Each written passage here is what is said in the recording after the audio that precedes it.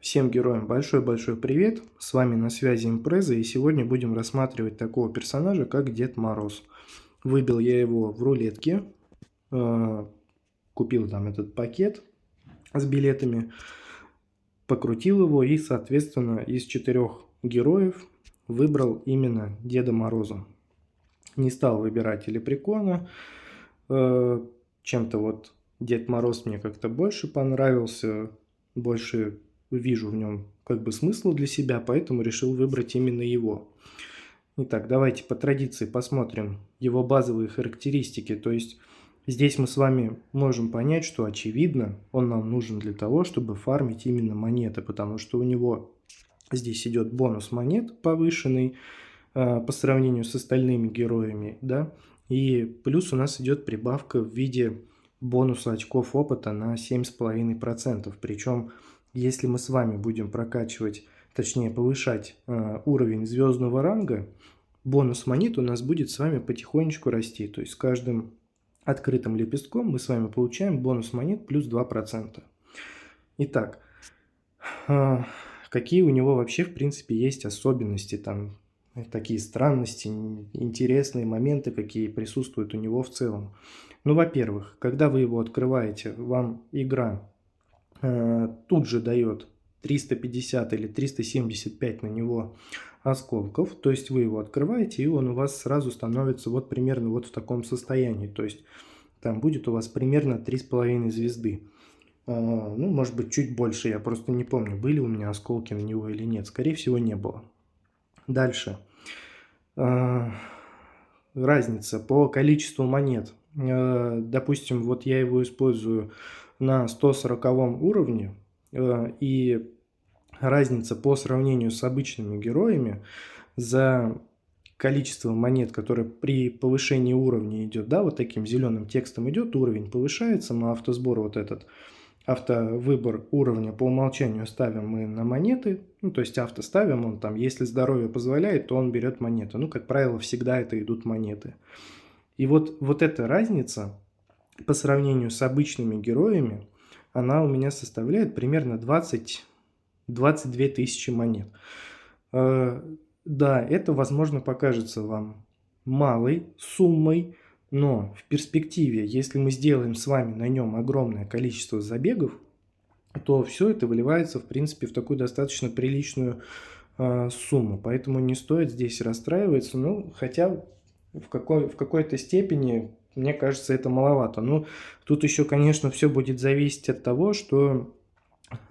точнее, все будет зависеть от уровня прокачки вашего звездного ранга именно на этом герое. Поэтому со временем, в какой-то момент, если вы будете активно его прокачивать, например, вы будете в подобного рода событиях брать на него осколки и повышать ему звездный ранг, соответственно, у вас вот этот показатель, он будет расти и будет становиться только больше, меньше он никак не станет.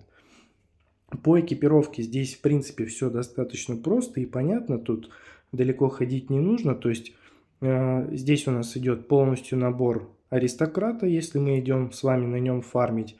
В принципе, для каких-то там других задач он нам с вами, в принципе, ну, определенно не нужен, да.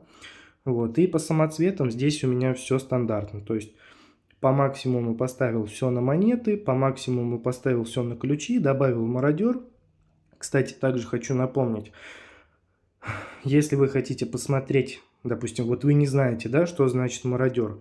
Если у вас стоит вот так вот ползунок, быстрое назначение, то вы не посмотрите. Если он у вас стоит вот так, выключен, то вы всегда можете посмотреть, да. То есть вы на него нажимаете, здесь небольшое описание. То есть вот у меня сейчас идет повышенный шанс 20% на то, чтобы получить сундук дополнительный в конце волны. Ну, соответственно, чем больше вот этот шанс, тем больше вероятность, что сундук в конце волны выпадет, мы на него жмем. И, соответственно, если у нас уже полная прокачка во время забега есть, то нам дополнительные монетки выпадают. И это очень и очень хорошо для нас с вами. Дальше. Все мы знаем, в принципе, есть видео про фарм. Если мы с вами хотим пофармить монеты, то самым лучшим вариантом, естественно, будет 140 уровень. Если вы еще пока недостаточно сильны для того, чтобы пойти в страну конфет на 275 уровень. Вот периодически я туда заглядываю и Санту тоже беру, но Санта у меня там не вывозит. У него достаточно такое, знаете, ну маловато урона, он у меня в принципе не прокачанный, кузница у него тоже не открыта, но все упирается в то, что немножко мне не хватает вот этих глобальных усилений, урона маловато, поэтому тяжеловато там стоять, поэтому пока приходится обходиться только 140 уровнем. Либо, я его, кстати, пробовал, тестировал в Кошмаре, 320 уровень он у меня пробегал, если я брал там книжки на броню, жизнь, обязательно брал длительный, чтобы взять магический посох, который в эволюции дает очень много-много фиолетовых вот этих лучей, и, соответственно, он замедляет врагов и не дает к себе подойти. Плюс, кстати, недавно для себя открыл вращающийся молот, тоже такая достаточно интересная и очень супер, на мой взгляд, такая полезная палка в башне драконов. Плюс она в Кошмаре тоже не дает к себе подойти, она отталкивает очень и очень хорошо, поэтому, в принципе, играть в Кошмаре можно, но не совсем это выгодно в долгосрочной перспективе. Вот как делаю я. Если у меня есть возможность, я запускаю 140 уровень, сложный, соответственно, беру Санту, экипировка аристократ, камни на монеты, ключи мародер, и там у меня стоит уязвимая слабость, потому что больше у меня камней в принципе нет, потому что есть у меня вот эта дурная привычка все соединять.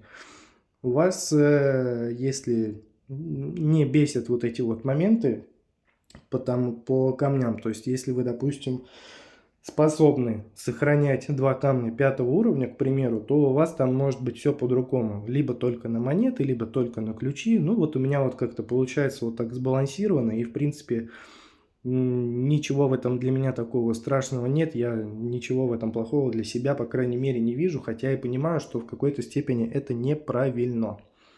Вот, то есть я иду на 140 уровень, беру камни, беру книгу обязательно, в первую очередь стараюсь собрать опыт, потом монеты, а потом ставлю просто автобой и все, он у меня стоит, крутится, сам там какие-то книжки выбирает, сам там спокойно на месте он стоит, со всеми задачами он справляется, никаких проблем нету. Из там 100 забегов он, ну или сколько я на нем забегов сделал, я не знаю, ну, наверное, уже больше сотни, это точно, с момента его открытия. Он у меня, по крайней мере, ни разу не умер, то есть он к себе не подпускает, он там пушкой своей этой снежки он выстреливает, она стреляет и все. То есть там в принципе никаких сложностей нет, то есть он стоит и стоит. Вот, и за вот такой заход он у меня приносит за один забег, ну, порядка от 25 до, ну, пусть будет до 31-32, до 31-32 миллионов монет за один забег. Ну, я стараюсь добить это все до открытия таланта. Сейчас у меня таланта уже там, в принципе, такую достаточно приличную сумму стоит, 625 миллионов. То есть я стараюсь довести, ну, примерно хотя бы сделать миллионов там 520, и вижу, что мне не хватает, например, можно за один забег сделать, я иду в Кошмар один раз, бегу, и все, и в принципе этого уже становится достаточно для закрытия таланта, чтобы просто лишние 3-4 раза мне не бегать в 140 уровне, поэтому, ну, делаю именно вот так, закрываю последние там 100 с лишним миллионов, мне проще пробежать именно в Кошмаре. Но, конечно, это чревато тем, то, что мы с вами упускаем сферы плюс пыль, которую мы с вами все равно добываем в 140 уровне, там порядка сотни падает, ну, там 96-100, около того, там плюс-минус, я не помню, ну, минус больше. Вот, поэтому, в принципе, Санта это такой неплохой вариант для того, чтобы фармить именно монеты. Если мы берем лепрекона, то там тоже есть свои особенности. Всех тонкостей не могу знать, потому что у меня лепрекон закрыт и его нет.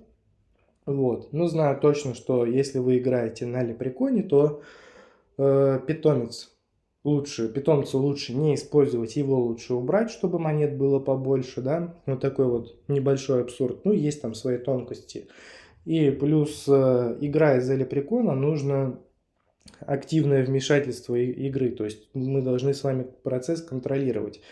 Здесь на Дед Морозе это, в принципе, оно не требуется, поэтому это такой самый оптимальный и лучший вариант для АФК фарма. То есть мы включили, поставили, ушли по своим делам. Через какое-то время мы вернулись, посмотрели, что забег закрыт, если энергия есть, мы заново поставили и побежали. Дальше по уровням. Здесь у нас идет плюс 20% шанс найти предметы для счастливого колеса. У многих часто возникает вопрос о том, что же это такое, где это колесо крутить, где его искать и каким образом мне это поможет. Но на самом деле вот это усиление на 10 уровне, оно у нас работает только в те ивенты, только в тех событиях, когда идет вот событие на забег, как это было у нас с вами на Пасху, мы бегали, вот эти яйца собирали в корзинках. Плюс, возможно, вот сейчас 25 октября, да, вот, плюс, возможно, сейчас вот должен быть такой же ивент на тыкву, должны бегать с вами Хэллоуин, да, вот этот будет, будем бегать, тыкву собирать. Вот, и в принципе, в этом плане нам он может с вами очень сильно помочь. То есть, вот это колесо, оно, вот это событие, да, оно у нас идет редко, очень редко, но все равно имеет место быть, поэтому Дед Мороз для вот этой всей беготни, он также будет достаточно таким неплохим вариантом. Плюс один апгрейд на старте, это понятно. Повышенный урон по замороженным врагам. Тоже неплохое такое усиление, вот какая-то компенсация того, что вот ну не хватает немножко урона Санте, поэтому брать снежный шар, рогатку, ледяной посох, в принципе, будет неплохим выбором для того, чтобы нанести побольше урона. То есть, чем больше замороженных врагов, тем больше по ним урона мы с вами нанесем. Здесь на 40 уровне вроде бы неплохо, но есть, видите, такой вот такая вот особенность. То есть вот этот скилл 40 уровня, он у нас работает только в течение декабря.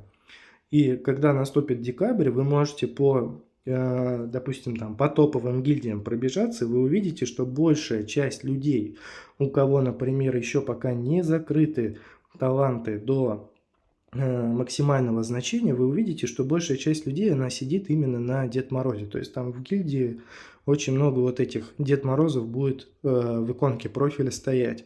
И что же мы с вами получаем в течение декабря? То есть у нас будут повышены бонусы за забег. Это бонус монет, сферы героя плюс свитки, они у нас будут повышены на 20%.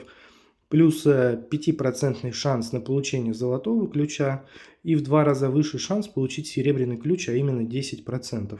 Но все это у нас работает только в течение декабря, поэтому если вы открыли Санту и идет декабрь, у вас есть какие-то задачи, которые вам нужно закрыть, связанные с монетами, а это, как правило, таланты в первую очередь, может быть там прокачка питомца, поэтому если у вас эти задачи есть, Санта для вас будет оптимальным, наилучшим выбором и вариантом.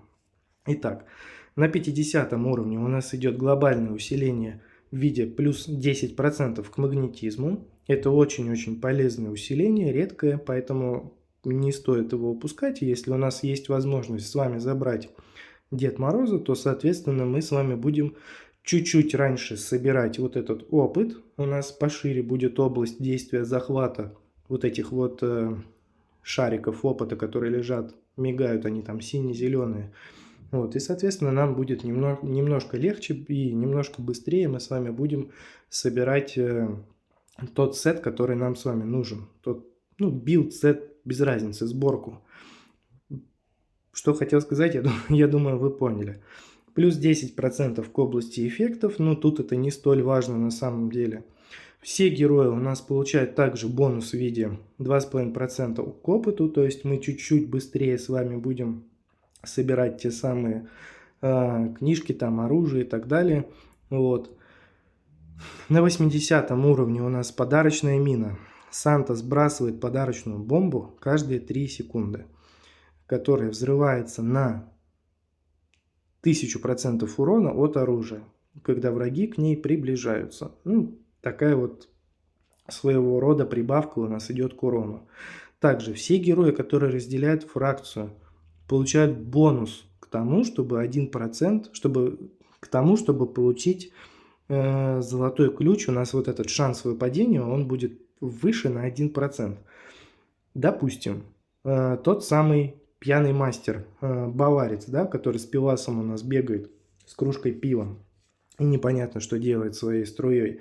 Вот этот самый баварец, например, большая часть игроков, у которых уже закрыты таланты, им Санта, он уже становится просто не актуален в какой-то момент, ну, за исключением декабря. Мы пересаживаемся с вами после закрытия талантов, пересаживаемся с вами на баварца для того, чтобы фармить именно сферы, потому что у него 140 уровень, идет именно прибавка к сферам. Там идет повыше вот этот бонус, и, соответственно, с баварца мы не слезаем. Мы с вами очень-очень много сфер получаем именно через него. И это правильно, и это хорошо, если он у нас есть, этот самый баварец, и, соответственно, нам, чтобы все вот эти преимущества получать, нужно будет сделать ему 4 звезды в ранге. Да, это немножко неприятно, тяжело, но это нужно сделать, потому что сферы, в принципе, они нужны всегда. Это та самая валюта, которая добывается легко, но по чуть-чуть, скажем так. И вот баварец в этом плане нам очень-очень сильно помогает. Итак, помогающие эльфы.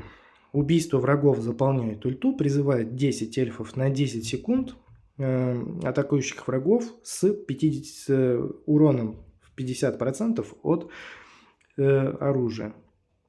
Ну, в принципе, по большому счету, если мы с вами стоим на 140 уровне и у нас позволяет нам аккаунт, то по сути там без разницы. Эти эльфы, они, может быть, какие-то моменты особые не решают, потому что в кошмаре у нас ульта на Санте, по крайней мере, она достаточно долго собирается, там от этого толку никакого нет.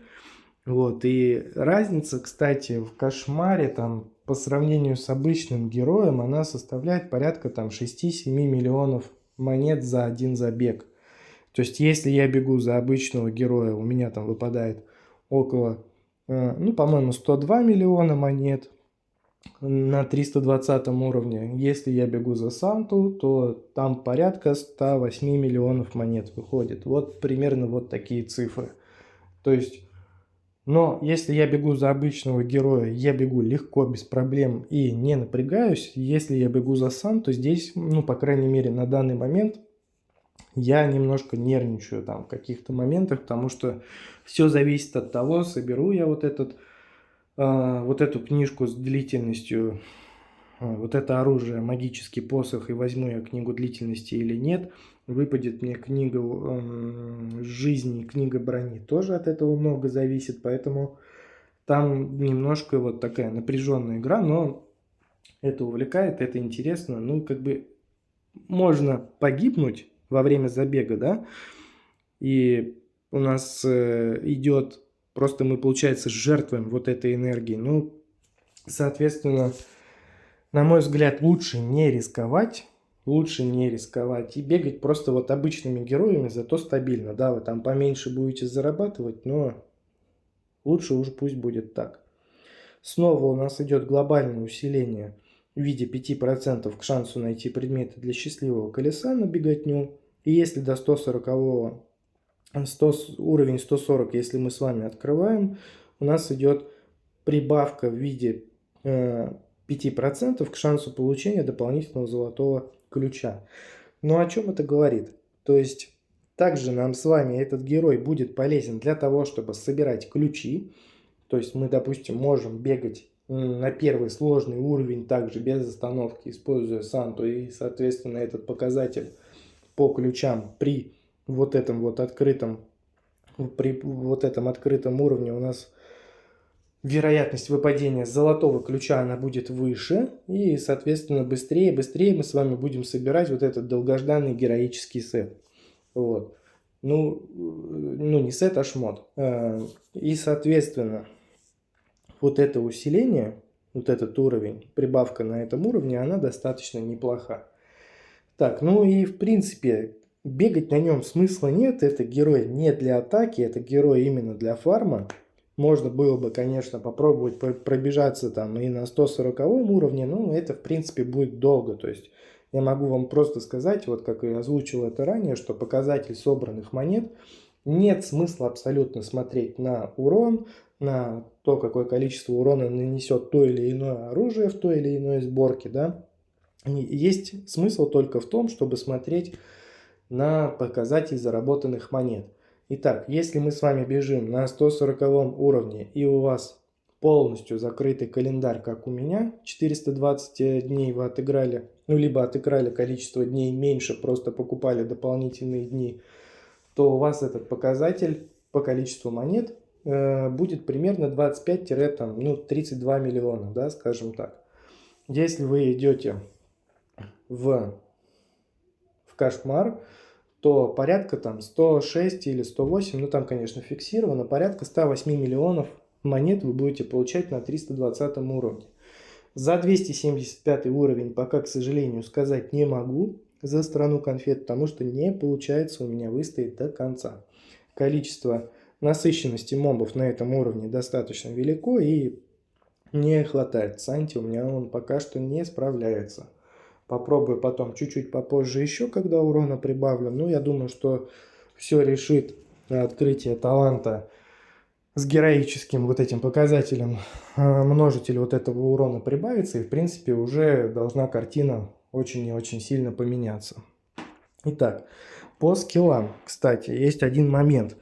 То есть если мы с вами вот этот скилл будем прокачивать на получение золотого ключа, ну можно его там в принципе пару раз качнуть, но опять же имейте в виду, что это у вас будет работать только в декабре. То есть есть в этом смысл или нет, 5% или там 7%, например, 2% это невеликий показатель, поэтому не могу сказать, что это прям горит и нужно это сделать. Но если сделали, то хорошо, если не сделали, то я думаю ничего страшного, в любом случае вы эту разницу не заметите. То есть если у вас из 100 забегов будет выпадать не 5, а 7 ключей, то, ну, в принципе, это не особо играет роли. Не стоит на это тратить книжки. Но это мое мнение, вы можете с ним не соглашаться.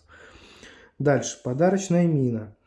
Каждые 3 секунды, да, вот это вот речь идет, подарочная бомба сбрасывается, 1000% урона она наносит. Ну и, соответственно, здесь 1000, 1200, 1400, 1600, ну, то есть шаг 200%, то есть можно пару раз качнуть, но не более. То есть качнуть там максимум до 3-го уровня, ну и то, видите, я тоже вот, ну, не стал я заморачиваться, потому что есть куда сливать книги.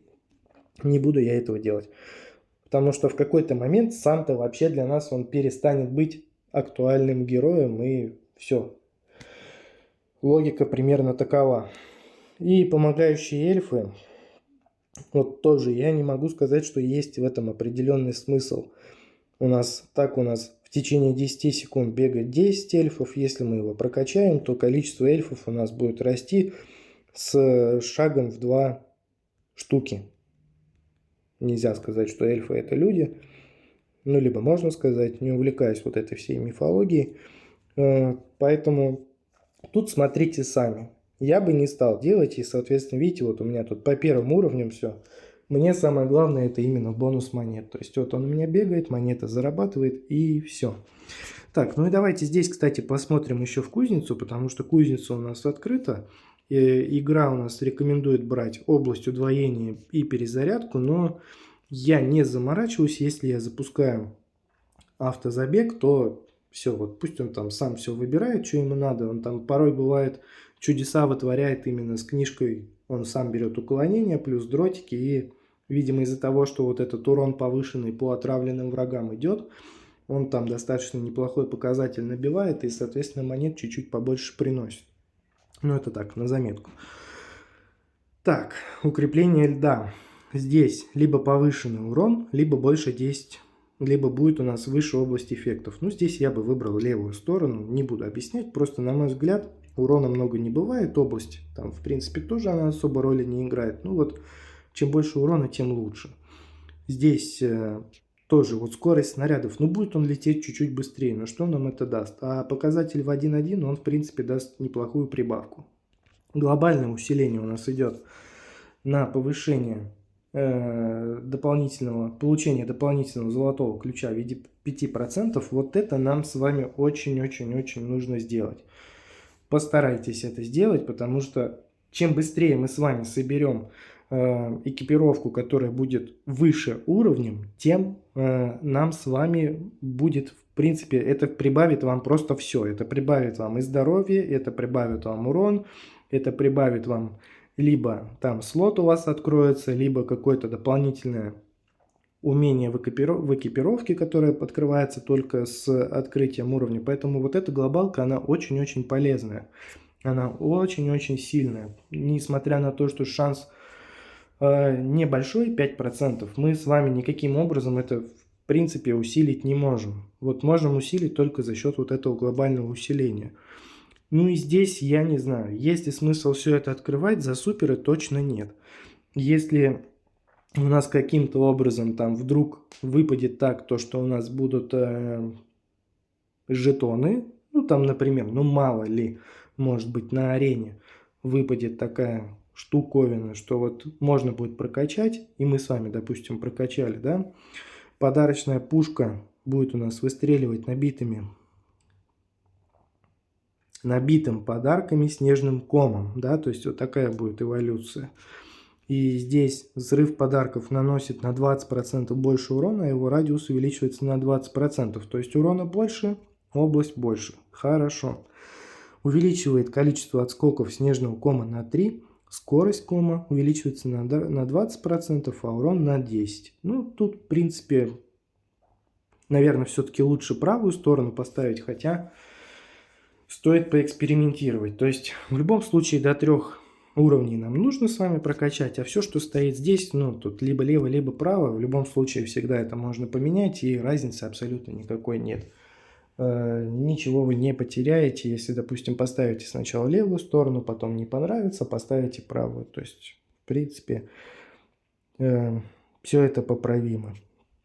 Так, ну вот такой вот достаточно долгий обзор на героя у нас получился. Бегать, повторюсь еще раз, не буду на нем, потому что нет смысла там комментировать его действия и стоять смотреть, как он стреляет этой пушкой. В подземелье нас сожрут в любом случае, да и там он не особо нам нужен. Вот, поэтому, если вы его открыли, вы обязательно сами попробуйте. Ваша задача из него извлекать максимум выгоды в плане ресурсов, а не в плане урона. Все, вот такой вот обзор долгий получился.